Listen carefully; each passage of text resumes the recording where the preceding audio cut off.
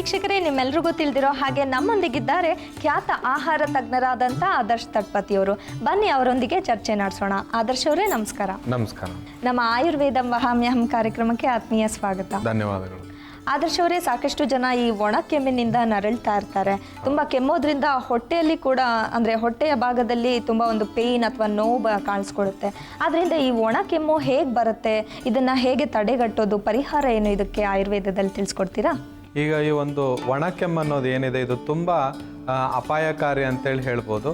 ಕೆಲವರಿಗೆ ಇದು ನಾನಾ ಪ್ರದೇಶಗಳಲ್ಲಿ ಇರುವಂಥ ಜನರಿಗೆ, ಅಂದರೆ ವಾತಾವರಣದ ಮೇಲೆ ಇದು ತುಂಬ ಒಂದು ರಿಸಲ್ಟ್ಸನ್ನು ಕೊಡುತ್ತೆ. ಯಾಕಂತಂದರೆ ಕೆಲವರಿಗೆ ಅಸ್ತಮ್ಯಾಟಿಕ್ ಇರೋರಿಗೆ ಕೂಡ ಈ ಒಂದು ಡ್ರೈ ಕಫ್ ಆಗಲಿ ಅಥವಾ ಬ್ರೋಕಿಯಾಟಿಸ್ ಅಂತ ನಾವೇನು ಹೇಳ್ತೀವಿ, ಎದೆಯಲ್ಲಿ ಕಫ ಕಟ್ಟುವಿಕೆ ಏನಿದೆ, ಅದು ಕೂಡ ಕಫ ಇದನ್ನು ಸಹ ನಮಗೆ ಡ್ರೈ ಕಫ್ ಬರುತ್ತೆ, ಅಂದರೆ ಒಣ ಕೆಮ್ಮು ಬರುತ್ತೆ.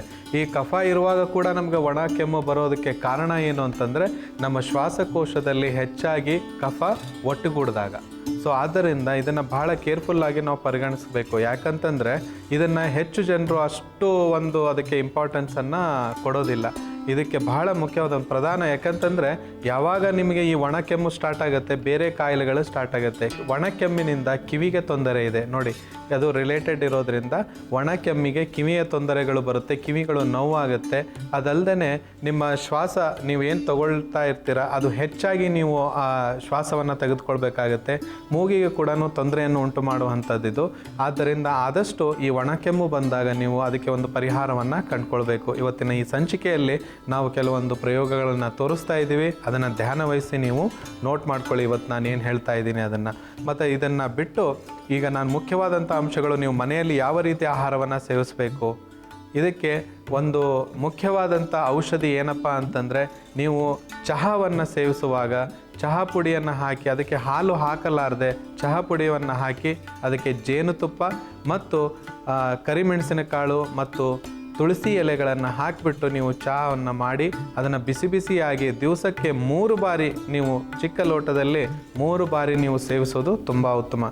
ಆದಷ್ಟು ತಂಪಾದ ವಸ್ತುಗಳನ್ನು, ಈಗ ಐಸ್ ಕ್ರೀಮ್ ಆಗಿರ್ಬೋದು ಅಥವಾ ಯಾವುದೇ ರೀತಿಯ ತಂಪು ಕೊಡುವಂಥ ಫ್ರೂಟ್ ಜ್ಯೂಸಸ್ಗಳೇ ಆಗಿರ್ಬೋದು, ಇವನ್ನು ನೀವು ಅವಾಯ್ಡ್ ಮಾಡಬೇಕು. ಆದಷ್ಟು ಹೆಚ್ಚು ನೀವು ಆಹಾರವನ್ನು ಸೇವಿಸುವಾಗ ಒಂದು ಧ್ಯಾನದಲ್ಲಿ ಇಟ್ಕೊಳ್ಬೇಕು. ಮೊಸರನ್ನು, ಮಜ್ಜಿಗೆಯನ್ನು ಮತ್ತು ತಂಪಾದ ನೀರನ್ನು ಕುಡಿಯುವ ಒಂದು ಅಭ್ಯಾಸ ಏನಿರುತ್ತೆ ಅದನ್ನು ಕ್ರಮೇಣವಾಗಿ ನೀವು ಬಿಡಬೇಕು. ಇಲ್ಲದಿದ್ದರೆ ಇದು ಹೆಚ್ಚು ಒಣ ಕೆಮ್ಮಿಗೆ ಅದು ಹೆಚ್ಚು ಒಂದು ದಾರಿ ಮಾಡಿಕೊಡುತ್ತೆ ಅಂಥೇಳಿ ಹೇಳ್ಬೋದು. ಈಗ ನಿಮಗೆ ಇದು ಕೆಮ್ಮು 3 ವಾರಕ್ಕಿಂತ ಹೆಚ್ಚಿದ್ದಾಗ ನೀವು ಆದಷ್ಟು ಬೇಗ ವೈದ್ಯರನ್ನು ಸಂಪರ್ಕಿಸಬೇಕು.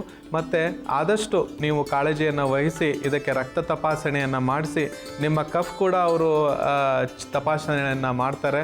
ಈ ತಪಾಸಣೆಯಲ್ಲಿ ಕೆಲವು ಸಾರಿ TB ಅದು ಕೂಡ ಕಂಡುಬರುತ್ತೆ. ಆದ್ದರಿಂದ ಆದಷ್ಟು ನೀವು ಆಹಾರವನ್ನು ಸೇವಿಸುವಾಗ ನಾನು ಮೊದಲೇ ಹೇಳಿದಂತೆ ಆ ಕ್ರಮಗಳನ್ನು ನೀವು ಅನುಸರಿಸಬೇಕು.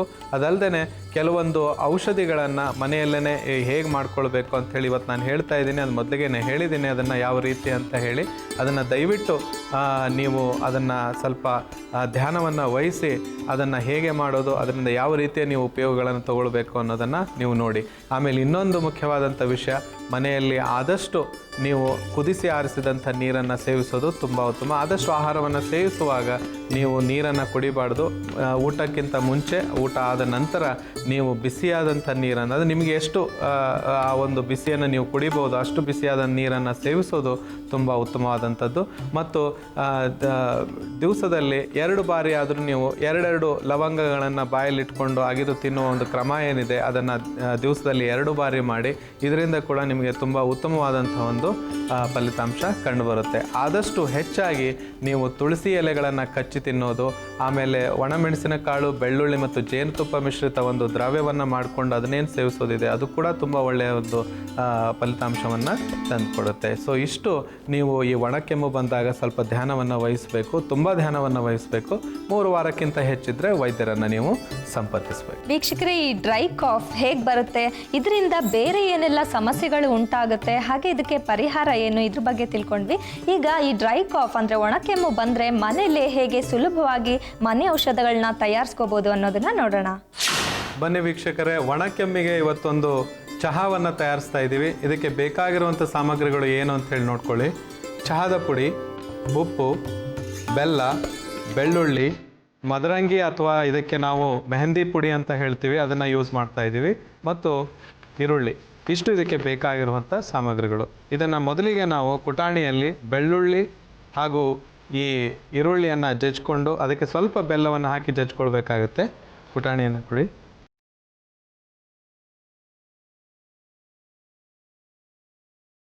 ಒಂದು 5 ಎಸಳು ಬೆಳ್ಳುಳ್ಳಿ, 2 ಟೀ ಸ್ಪೂನಷ್ಟು ಈರುಳ್ಳಿ,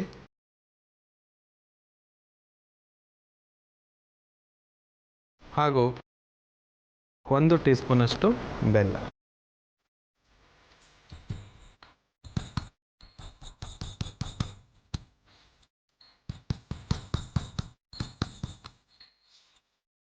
ಇದೇನು ಜಾಸ್ತಿ ನಾವು ಕುಟ್ಕೊಳ್ಬೇಕಂತ ಹೇಳಿ ಏನಿಲ್ಲ, ಜಸ್ಟ್ ಒಂದು ಟೇಸ್ಟ್ ಆದರೆ ಸಾಕು. ಯಾಕಂದರೆ ಕೊನೆಯದಾಗಿ ನಾವು ಇದನ್ನು ಸೋಸ್ಕೊಂಡ್ಬಿಟ್ಟು ಕುಡಿಯುವಂಥ ಒಂದು ಚಹಾ ಇದು. ಸಾಕನ್ಸತ್ತಮ್ಮ, ಅಷ್ಟು ಸಾಕು.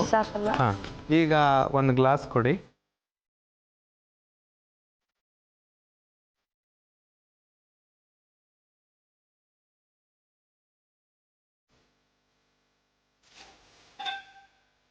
ಒಂದು ಗ್ಲಾಸ್ನಷ್ಟು ನೀರನ್ನು ಹಾಕ್ಕೊಳ್ಬೇಕು. ನಂತರ ಇದಕ್ಕೆ ನಾವು ಈಗ ತಾನೇ ಕುಟ್ಟಿಕೊಂಡಂಥ ಈ ಬೆಳ್ಳುಳ್ಳಿ, ಈರುಳ್ಳಿ ಹಾಗೂ ಬೆಲ್ಲವನ್ನು, ಈ ಮಿಶ್ರಣವನ್ನು ನಾವು ಇದಕ್ಕೆ ಸೇರಿಸಿ.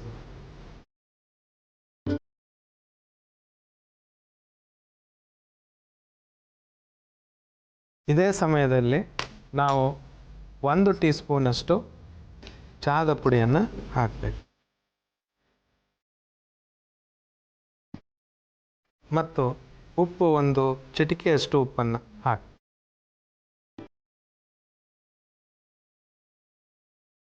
ಇದನ್ನು ಕುದಿಸ್ಬೇಕಾಗುತ್ತೆ. ಹೌದು, ಇದನ್ನು ಮಿಕ್ಸ್ ಮಾಡ್ಕೊಂಡ ನಂತರ ಈಗ ಇದಕ್ಕೆ ಈ ಒಂದು ಮದರಂಗಿ ಅಥವಾ ಮೆಹಂದಿಯ ಪುಡಿ ಏನಿದೆ ಅದನ್ನು 1/4 ಚಮಚದಷ್ಟು ನಾವು ಹಾಕಬೇಕು. ಆದರ್ಶ್ ಅವರೇ, ಇದರಲ್ಲಿ ನಾವು ಮದರಂಗಿಯ ಪುಡಿ ಅಂದರೆ ಮೆಹಂದಿ ಪುಡಿಯನ್ನು ಏನಕ್ಕಾಗಿ ಬಳಸ್ತಾ ಇದ್ದೀವಿ ಅಂತ ಹೇಳಿ? ಇದರಲ್ಲಿ ಮದರಂಗಿ ಅಥವಾ ನಾವೇನು ಮೆಹಂದಿ ಪುಡಿ ಅಂತ ಏನು ಹೇಳ್ತೀವಿ, ಇದನ್ನು ನಾವು ಸೇವಿಸಿದಾಗ ನಮ್ಮ ಶ್ವಾಸಕೋಶದಲ್ಲಿ ಇರುವಂಥ ಈ ಒಂದು ಕಫ ಏನಿದೆ ಅದನ್ನು ಹೊರಗೆ ತೆಗೆಯುವಂಥ ಒಂದು ಶಕ್ತಿ ಆ ಪುಡಿಯಲ್ಲಿ ಇದೆ. ಆದ್ದರಿಂದ ಅದನ್ನು ನಾವು ಇದನ್ನು ಉಪಯೋಗಿಸ್ತಾ ಇದ್ದೀವಿ. ಅದರೊಟ್ಟಿಗೆ ನಾವು ಉಪ್ಪನ್ನು ಬೆರೆಸಿದಾಗ ಇನ್ನೂ ಉತ್ತಮವಾದಂಥ ಫಲಿತಾಂಶವನ್ನು ಅದು ಕೊಡುತ್ತೆ. ಈಗ ಇದು 1 ಕುದಿ ಬಂದರೆ ಸಾಕಂತ.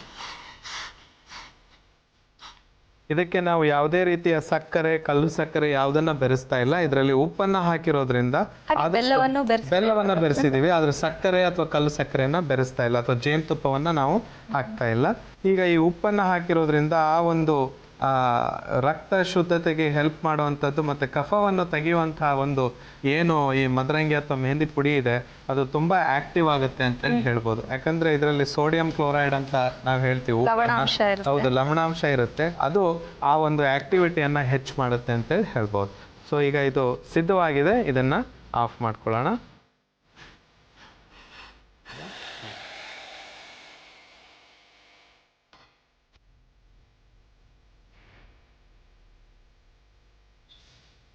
ಈಗ ಈ ಚಹಾ ಸಿದ್ಧವಾಗಿದೆ. ಇದನ್ನು ದಿವಸಕ್ಕೆ 2 ಬಾರಿ, ಬೆಳಗ್ಗೆ ಬ್ರೇಕ್ಫಾಸ್ಟ್ ಆದ ನಂತರ ಹಾಗೂ ರಾತ್ರಿ ಊಟ ಆದ ನಂತರ ಮಲಗೋಕ್ಕಿಂತ ಮುಂಚೆ ಇದನ್ನು ಸೇವಿಸೋದು ತುಂಬ ಉತ್ತಮ. ಒಣ ಕೆಮ್ಮಿಗೆ ತುಂಬ ಉತ್ತಮವಾದಂಥ ಒಂದು ಸೊಲ್ಯೂಷನ್ ಅಂತ ಹೇಳ್ಬೋದು. ಈ ಒಂದು ಕಷಾಯ ಅಥವಾ ಒಂದು ಚಹಾದಿಂದ ಇದನ್ನು ನೀವು ಮಾಡಿ ಮನೆಯಲ್ಲಿ ಇದರ ಉಪಯೋಗವನ್ನು ತೆಗೆದುಕೊಳ್ಳಿ ಹಾಗೂ ಡ್ರೈ ಕಫ್ನಿಂದ ಉಪಶಮನವನ್ನು ಪಡಿಬೋದು. ಮತ್ತು ಚಿಕ್ಕ ಮಕ್ಕಳಿಗೆ, ಮಗುವಿಗೆ ಕೂಡ ನಾವು ಕೊಡ್ಬೋದು. ಮಗುವಿಗೆ ಬಹಳ ಕಡಿಮೆ ಪ್ರಮಾಣದಲ್ಲಿ ಒಂದು ಅರ್ಧ ಟೀ ಸ್ಪೂನಷ್ಟು ನೀವು ಬೆಳಿಗ್ಗೆ ಮತ್ತು ರಾತ್ರಿ ಹಾಕ್ತಾ ಇದ್ದರೆ ಆ ಒಂದು ಒಣ ಕಫ್ ಅನ್ನೋದು ಏನಿರುತ್ತೆ ಅದು ಕೂಡ ನಿಂತು ಹೋಗುತ್ತೆ. ತುಂಬ ಉತ್ತಮವಾದಂಥ ಒಂದು ರಿಸಲ್ಟ್ಸನ್ನು ಇದು ತಂದುಕೊಡುತ್ತೆ. ಆದ್ದರಿಂದ ತಾಯಂದಿರಾಗಿರ್ಬೋದು, ಅಕ್ಕ ತಮ್ಮಂದರು, ತಂದೆ ತಾಯಿಗಳು ಕೂಡ ಇದನ್ನು ನೀವು ಯಾವುದೇ ರೀತಿಯ ಒಂದು ಕಫ್, ನಿಮಗೆ ಡ್ರೈ ಕಫ್ ಆದಾಗ ಇದನ್ನು ಈ ರೀತಿಯ ಒಂದು ಕಷಾಯವನ್ನು ಮಾಡಿ ನೀವು ಪ್ರಯೋಗಿಸಿ ಇದರ ಉಪಯೋಗಗಳನ್ನು ಪಡಿಬೋದು. ವೀಕ್ಷಕರೇ, ಈಗ ಈ ಒಂದು ನಾವು ಮಾಡಿದಂಥ ಮದರಂಗಿ ಅಥವಾ ಮೆಹಂದಿ ಪುಡಿಯಿಂದ ಮಾಡಿದಂಥ ಒಂದು ಚಹಾ ಅದು ಸಿದ್ಧವಾಗಿದೆ. ಒಣ ಕೆಮ್ಮು ನಿವಾರಣೆಗೆ ಮನೆ ಔಷಧ. ಬೇಕಾಗುವ ಸಾಮಗ್ರಿಗಳು: ಮೆಹಂದಿ ಪುಡಿ, ಈರುಳ್ಳಿ, ಬೆಳ್ಳುಳ್ಳಿ, ಬೆಲ್ಲ, ಚಹಾ ಪುಡಿ ಮತ್ತು ಉಪ್ಪು. ತಯಾರಿಸುವ ವಿಧಾನ: ಮೊದಲು ಕುಟಾಣಿಗೆ 3 ಎಸಳು ಬೆಳ್ಳುಳ್ಳಿ, ಹೆಚ್ಚಿದ ಈರುಳ್ಳಿ, 1 ಚಮಚ ಬೆಲ್ಲ ಹಾಕಿ ಜಜ್ಜಿಕೊಳ್ಳಿ. ನಂತರ ಕಾದ ಪಾತ್ರೆಗೆ 1 ಲೋಟ ನೀರು, ಜಜ್ಜಿಕೊಂಡ ಮಿಶ್ರಣ, 1 ಚಮಚ ಚಹಾ ಪುಡಿ, 1 ಚಿಟಿಕೆಯಷ್ಟು ಉಪ್ಪು, 1/4 ಚಮಚ ಮೆಹಂದಿ ಪುಡಿ ಹಾಕಿ 1 ಕುದಿ ಕುದಿಸಿ ಲೋಟದೊಳಗೆ ಶೋಧಿಸಿಕೊಂಡ್ರೆ ಒಣ ಕೆಮ್ಮು ನಿವಾರಣೆಗೆ ಮನೆ ಔಷಧ ಸಿದ್ಧ. ವೀಕ್ಷಕರೇ, ನೋಡಿದ್ವಲ್ಲ ಈ ಒಣ ಕೆಮ್ಮಿನ ಸಮಸ್ಯೆಗೆ ಹೇಗೆ ಸುಲಭವಾಗಿ ಚಹಾದ ಪುಡಿ, ಮದರಂಗಿ, ಈರುಳ್ಳಿ ಮತ್ತು ಬೆಳ್ಳುಳ್ಳಿ ಇವುಗಳನ್ನು ಉಪಯೋಗಿಸಿ ಒಂದು ಸುಲಭವಾದ ಮನೆಮದ್ದು ತಯಾರಿಸ್ತೀವಿ ಅಂತ. ಈಗ ಇದೇ ಸಮಸ್ಯೆಗೆ ಮತ್ತೊಂದು ಮನೆಮದ್ದು ಇದೆ, ಅದು ಹೇಗೆ ತಯಾರಿಸೋದು ಅಂತ ನೋಡೋಣ. ಸ್ನೇಹಿತರೆ ಬನ್ನಿ, ಈಗ ಈ ಒಣ ಕೆಮ್ಮಿನ ಸಮಸ್ಯೆಗೆ ಹೇಗೆ ಮೆಣಸು ಮತ್ತು ಈ ಅರಿಶಿಣದ ಪುಡಿ ಇವುಗಳನ್ನ ಉಪಯೋಗಿಸಿ ಒಂದು ಮನೆ ಔಷಧ ತಯಾರಿಸ್ಬೋದು ಅಂತ ನೋಡೋಣ. ಬನ್ನಿ ವೀಕ್ಷಕರೇ, ಈಗ ಈ ಒಣ ಕೆಮ್ಮಿಗೆ ಒಂದು ಲೇಹವನ್ನು ನಾನು ತಯಾರಿಸ್ತಾ ಇದ್ದೀನಿ. ಅದಕ್ಕೆ ಬೇಕಾಗಿರುವಂಥ ಸಾಮಗ್ರಿಗಳು ಏನಂತ ಹೇಳಿ ನೋಟ್ ಮಾಡ್ಕೊಳ್ಳಿ. ಜೀರಿಗೆ, ಅರಿಶಿಣದ ಪುಡಿ, ಒಣಶುಂಠಿಯ ಪುಡಿ, ಕರಿಮೆಣಸಿನ ಕಾಳು ಹಾಗೂ ಬೆಲ್ಲ. ಇಷ್ಟು ಇದಕ್ಕೆ ಬೇಕಾಗಿರುವಂಥ ಸಾಮಗ್ರಿಗಳು. ಇದನ್ನು ಮಾಡೋದು ಹೇಗೆ ಅಂತ ಹೇಳಿ ತೋರಿಸ್ಕೊಡ್ತೀನಿ. ಮೊದಲು ಕುಟಾಣಿಗೆ ಜೀರಿಗೆ, ಕಪ್ಪು ಮೆಣಸಿನಕಾಳು ಹಾಗೂ ಬೆಲ್ಲವನ್ನು ಹಾಕ್ಕೊಂಡ್ಬಿಟ್ಟು ನಾವು ಪುಡಿ ಮಾಡ್ಕೊಳ್ಬೇಕು. ಈಗ 1 ಟೀ ಸ್ಪೂನಷ್ಟು ಜೀರಿಗೆಯನ್ನು ಹಾಕ್ಕೊಳ್ಬೇಕು, ಅರ್ಧ ಚಮಚದಷ್ಟು ಮೆಣಸಿನಕಾಳು ಮತ್ತು 1 ಟೀ ಸ್ಪೂನಷ್ಟು ಬೆಲ್ಲ. ಇಷ್ಟನ್ನು ನಾವು ಹಾಕ್ಕೊಂಡ್ಬಿಟ್ಟು ಫಸ್ಟು ಪುಡಿ ಮಾಡ್ಕೊಳ್ಬೇಕು.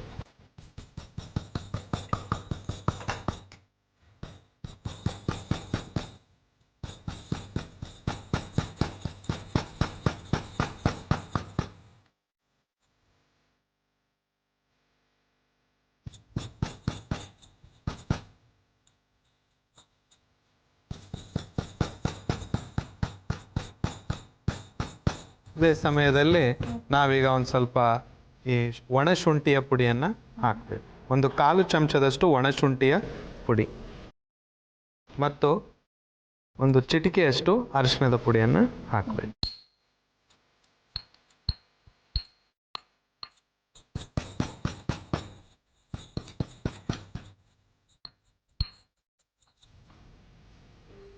ಈಗ ಇದನ್ನು ಕೆಲವರು ಹಾಲಿನಲ್ಲಿ ಕೂಡ ಹಾಕಿ ಇದನ್ನು ಕುಡಿತಾರೆ.